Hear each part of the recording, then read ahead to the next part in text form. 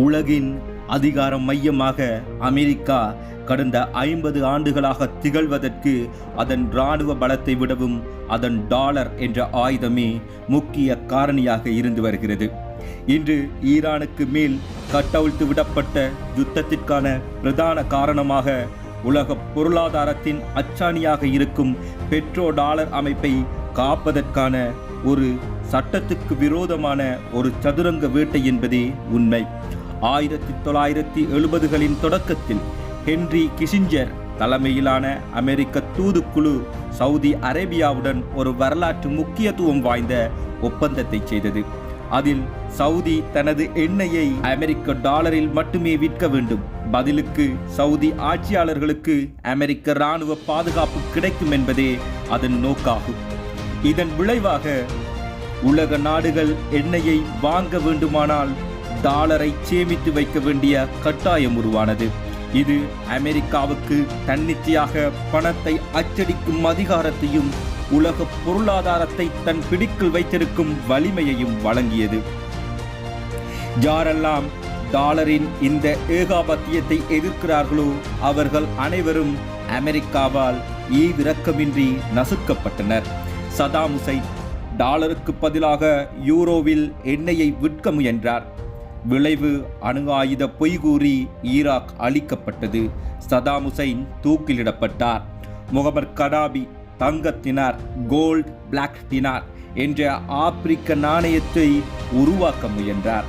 விளைவு நேட்டோ படைகளால் கொல்லப்பட்டார்.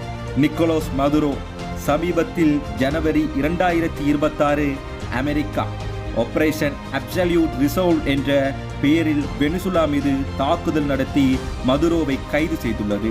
இது போதைப்பொருள் ஒழிப்பு என்று சொல்லப்பட்டாலும் இதன் உண்மையான நோக்கம் வெனிசுலாவின் 300 பில்லியன் பேரல் எண்ணெய் வளத்தை கைப்பற்றுவதும் டாலரின் சரிவை தடுப்பதும் மட்டுமே.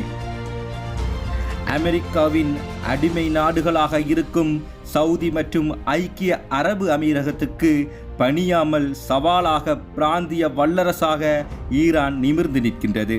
உலகின் மொத்த எண்ணெய் இருப்பில் 10% ஈரானிடம் உள்ளது. இதை கைப்பற்றாமல் டாலரின் ஆயுளை நீட்டிக்க முடியாது என்பது அமெரிக்காவின் கணிப்பு.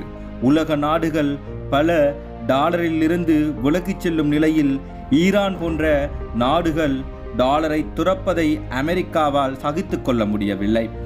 ஈரானிடம் அணு ஆயுதம் இருப்பதாக உலகை பயமுறுத்துவதும் அதன் மீது பொருளாதார தடைகளை விதிப்பதும் அமெரிக்காவின் பழைய பிளேபுக் படி நடக்கும் வேலைகள். உண்மையில் ஈரான் அணு ஆயுதம் வைத்திருக்கிறது என்ற குற்றச்சாட்டு உண்மை என்றால் அதன் மீது கண்மூடித்தனமாக அமெரிக்கா ஆயுத தாக்குதல் செய்திருக்காது. அலி காமினியை ஒரு சர்வதிகாரியாக சித்தரித்து அந்த நாட்டின் மீது இராணுவ பலத்தை பிரயோகித்து ஒரு கைப்பாவை ஆட்சியை நிறுவி ஈரானின் எண்ணெயை மீண்டும் டாலருக்கு கொண்டு வருவதே அமெரிக்காவின் இறுதி திட்டம். அமெரிக்கா இன்று உலக சண்டியராக வலம் வர காரணம் டாலர் மட்டுமே. ஆனால் தற்போது சீனா, ரஷ்யா, ஈரான் மற்றும் பிரிக்ஸ் நாடுகள் டாலருக்கு மாற்று வழிகளை தேட ஆரம்பித்துவிட்டன. எப்பொழுது பெட்ரோ டாலர் அமைப்பு முழுமையாக சிதைகிறதோ அப்போது அமெரிக்காவின் பொருளாதாரம் அகல பாதாளத்திற்கு செல்லும். சர்வதிகாரமும் அதர்மமும் நீண்ட காலம் நினைக்காது என்பதற்கு இந்த வரலாறே சாட்சி.